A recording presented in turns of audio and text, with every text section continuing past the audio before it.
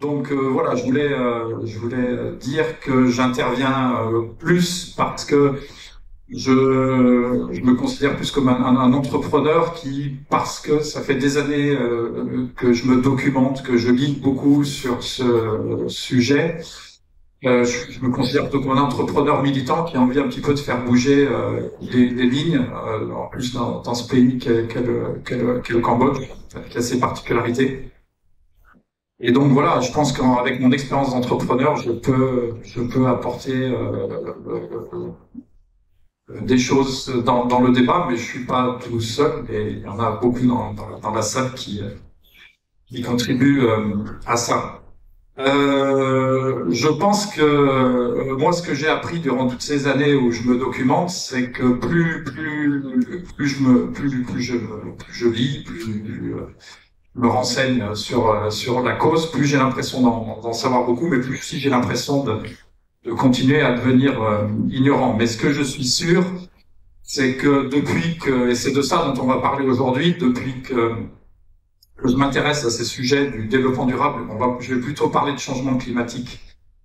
Ça m'a donné envie d'agir, et c'est de ça aussi dont je vais vous parler ce soir, c'est que par la connaissance du sujet, plus on connaît le sujet, plus il me semble que ça doit donner envie d'agir. Enfin, c'est en tout cas comme ça que ça a fonctionné chez moi, et de trouver sa voie. Alors après, moi, je vais plutôt me recentrer sur le changement climatique, et je vais aussi, bon, vous l'avez compris, pour moi, ce thème de travailler sur l'éducation, c'est fondamental. Il faut arriver à rentrer dans un niveau de conscientisation qui est important pour que derrière, ça puisse déclencher des actions. D'ailleurs, les actions, je crois que les trois présentateurs qui vont me suivre vont parler de comment eux, ils proposent de rentrer de manière concrète en action. Moi, je vais plutôt rester sur l'éducation, et pour moi aussi les deux leviers d'action que j'utilise dans ce que je vais vous présenter après. Donc c'est encore une fois sensibiliser, former, sensibiliser les gens, enfin tout type de public. Je vous expliquerai après un peu plus en détail les types de public qu'on va cibler avec les initiatives dont je vais parler. Et surtout avec des approches un petit peu innovantes, qui sont déjà utilisées, mais qui sont néanmoins un petit peu innovantes. Voilà. Et après, j'espère qu'avec ces approches, eh ben après, le but, c'est de sensibiliser ces publics, et que ensuite chacun un peu puisse trouver sa voie, et puisse agir un peu comme il le semble. Alors maintenant, je reviens à un point sur lequel j'insiste, c'est pour moi la connaissance de quoi on parle. Changement climatique, développement durable, mais de quoi on parle exactement. Parce que je suis intimement convaincu que beaucoup d'entre nous, et moi encore y compris, on n'a pas une connaissance suffisamment bonne du sujet. Donc là, je vais vous présenter trois initiatives qui moi aussi m'ont guidé dans mon cheminement, et puis maintenant les choses enfin au moins deux d'entre elles qui vont prendre corps aujourd'hui au Cambodge, dont une a déjà été d'ailleurs lancée. Je voudrais vous parler de ce bouquin.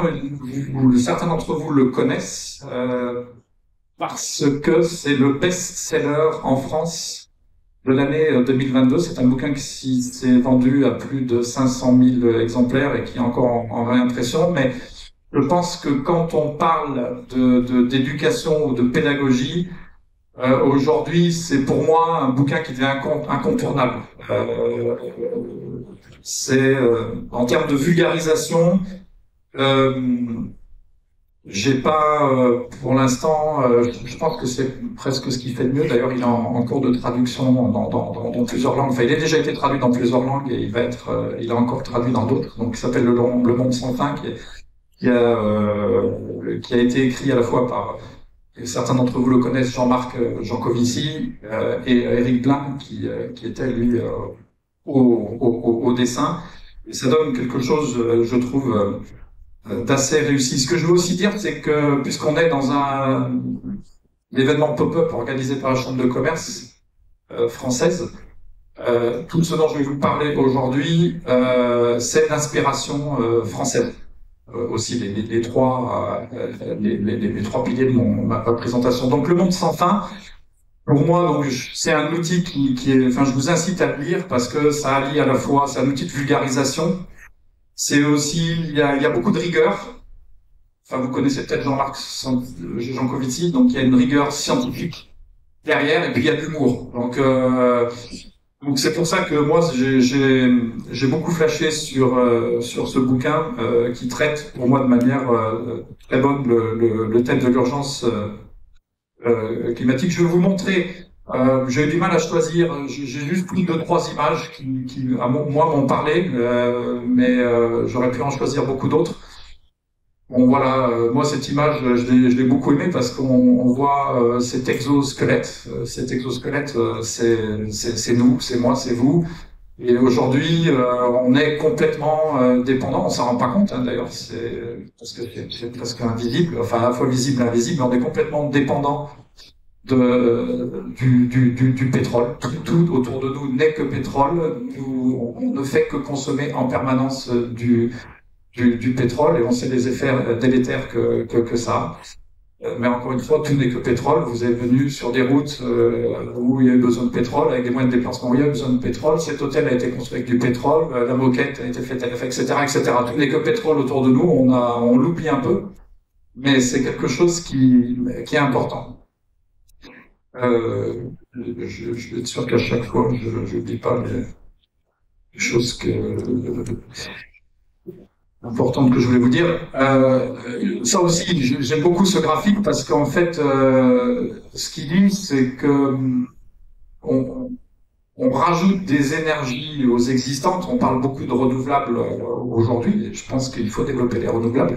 Mais juste avoir conscience de la situation. Et vous voyez, les renouvelables aujourd'hui, ça représente qu'un tout petit pouillème du mix énergétique et que tout ce qui est en dessous, on est principalement sur du fossile. Et en fait, à chaque fois qu'il y a une énergie qui vient, comme les renouvelables, elle se rajoute aux existantes, mais elle ne se substitue pas. C'est ce qui se passe jusqu'à présent. Donc, et ça, il faut qu'on garde en tête. Et vous imaginez aussi, on n'en parle pas assez, s'il fallait remplacer toutes ces couches, toutes ces strates par de l'énergie renouvelable, on peut pas le faire même en quelques dizaines d'années. C'est techniquement, financièrement pas viable. Donc il faut garder ces éléments en tête et cet état d'ébriété, j'aime bien aussi ça, dans lequel on est. Faut encore une fois toujours bien s'en rendre compte.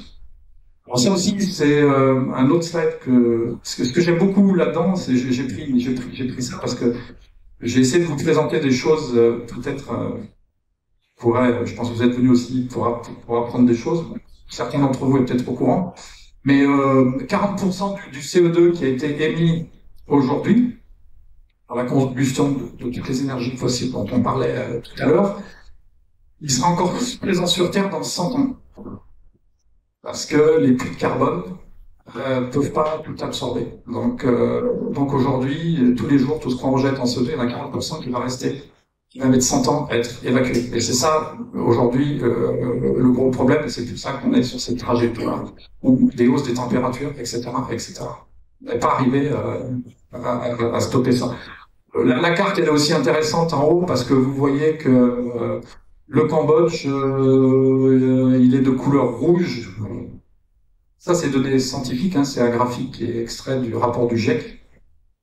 Parce que le graphique, elle dit que si on continue sur la trajectoire actuelle qui nous mènerait à plus 4 degrés, il y a à peu près la moitié du temps où les températures ne permettraient plus de vivre au Cambodge, sur toute cette région équatorienne et tropicale. Ça aussi, Et c'est pas facile à accepter, mais c'est aujourd'hui, si on fait rien, c'est malheureusement la trajectoire à laquelle on va. Voilà, alors ça c'est le dernier slide concernant cette BD. Ce que j'aime aussi beaucoup, c'est que si on veut être sur la trajectoire qui a été décidée à la COP de Paris, vous avez tous entendu parler de ces 1,5 degrés, il faudrait qu'on réduise aujourd'hui de 4% par an nos émissions de gaz à effet de serre. On a réussi à le faire très récemment, très récemment, pendant le Covid. En gros, il faut un Covid par an pour être sur la trajectoire. C'est bon. Je trouve que ça donne une image, ça illustre assez bien le problème. Voilà, alors je vais là, pourquoi je voulais parler de cette BD, parce que pour moi c'est plus une démarche, c'est plus quelque chose, une démarche individuelle que chacun peut faire. Mais là, je voudrais parler de deux autres démarches qui sont plus des démarches collectives, parce que je crois beaucoup aux démarches collectives, parce que je pense qu'elles ont un effet d'entraînement qui peut être assez intéressant. Je vais vous parler de la fresque du climat. La fresque du climat, c'est alors c'est pareil, c'est une initiative française. Son concepteur s'appelle Cédric Ringelbach, qui a créé cette fresque en 2017-2018. Et donc qui fonctionne, et aujourd'hui il s'est organisé, il a été victime de son succès, vous allez voir, ça essaime partout dans le monde, il a structuré un peu la fresque, il a créé une association, et c'est aujourd'hui cette association qui porte ce projet, et on va lancer ça au Cambodge. Donc il s'agit, je vais vous présenter un peu ce qu'est la fresque, mais il s'agit d'ateliers qui sont à la fois ludiques, scientifiques. J'insiste à chaque fois sur l'aspect scientifique parce qu'il faut être sérieux quand on parle de ce sujet. Donc encore une fois, la fresque du climat, elle est basée sur les rapports du GIEC, et uniquement sur les rapports du GIEC. Et elle a un côté ludique et créatif sur lequel je vais revenir. Donc j'ai déjà un petit peu abordé ces sujets. Comme je disais, c'est scientifique. Parce que toutes les cartes dont je vais vous parler tout à l'heure, elles sont extraites de rapports du GIEC. Ensuite, c'est une initiative qui est accessible, c'est-à-dire que ces ateliers-là peuvent être faits en milieu scolaire. On peut commencer dès qu'un enfant sait lire 6-7 ans, on peut commencer à faire des ateliers fresques en mode simplifié, et après on a une fresque un peu plus complexe où on peut aller plus auprès d'adolescents, et puis après il y a la fresque qu'on peut faire auprès des adultes.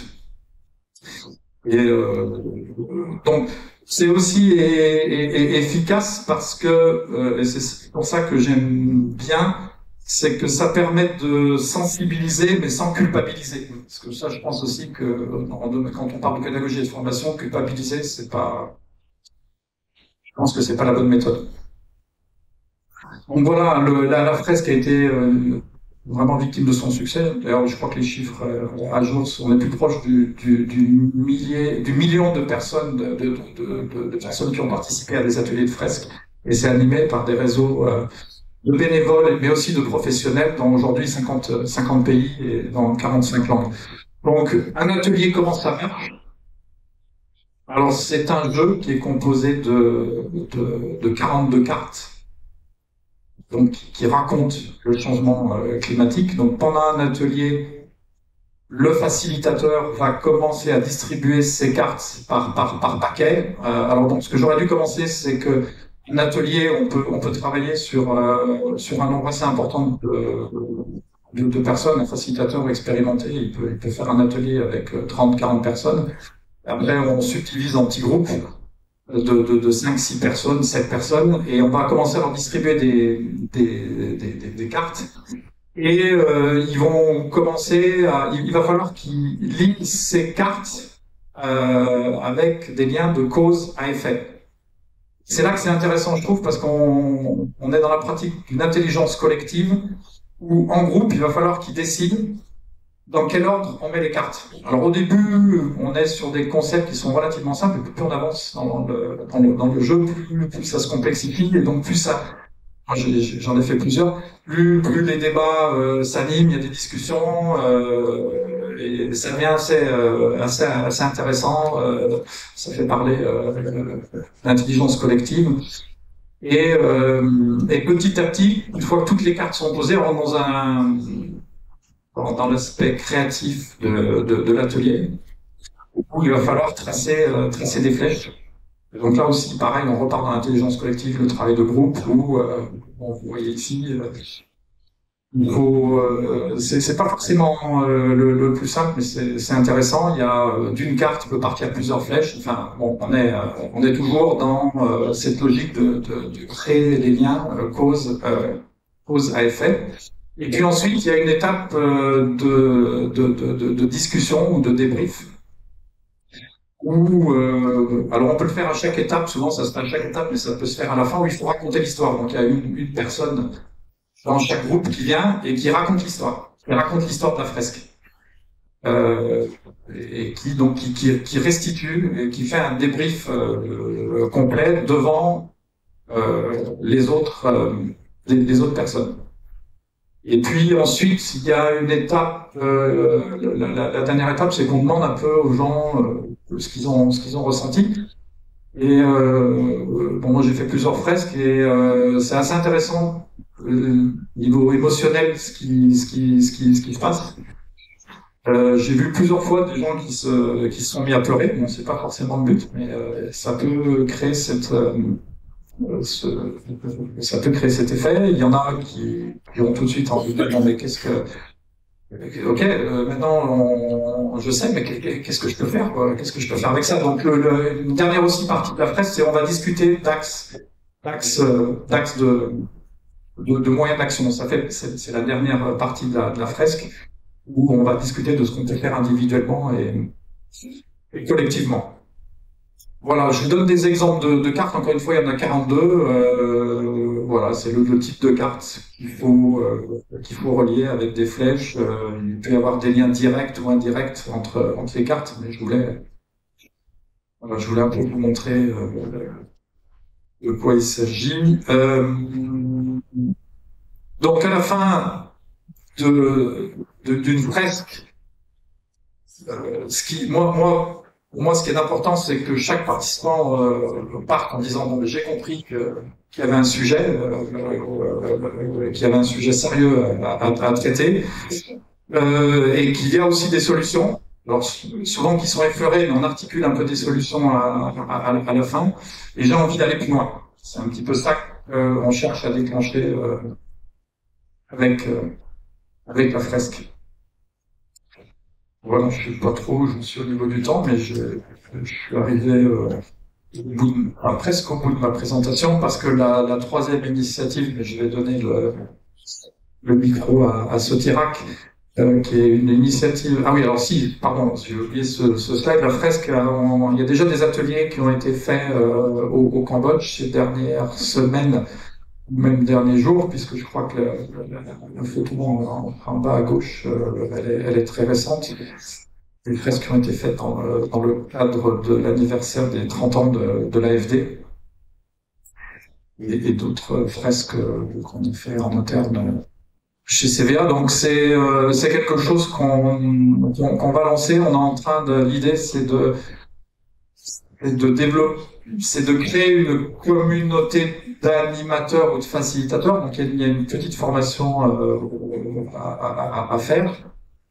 Et donc ça, on est en train de commencer à le faire maintenant, et c'est de commencer à lancer des fresques à partir du mois de mai. Probablement en commençant à le faire dans des écoles ou des universités. C'est quelque chose qui me tient personnellement à cœur. Et puis on a aussi envie de le faire dans des entreprises aussi. Donc encore une fois, c'est tout type de public. Et l'idée, c'est déjà de créer cette petite communauté de fresqueurs, et puis après on va programmer des fresques. Et d'ailleurs il y a l'UCA, est ici dans la salle et que vous pouvez d'ores et déjà contacter si ça vous intéresse de devenir fresqueur ou si ça vous intéresse de faire une fresque chez vous et il verra comment on peut mettre ça dans un programme.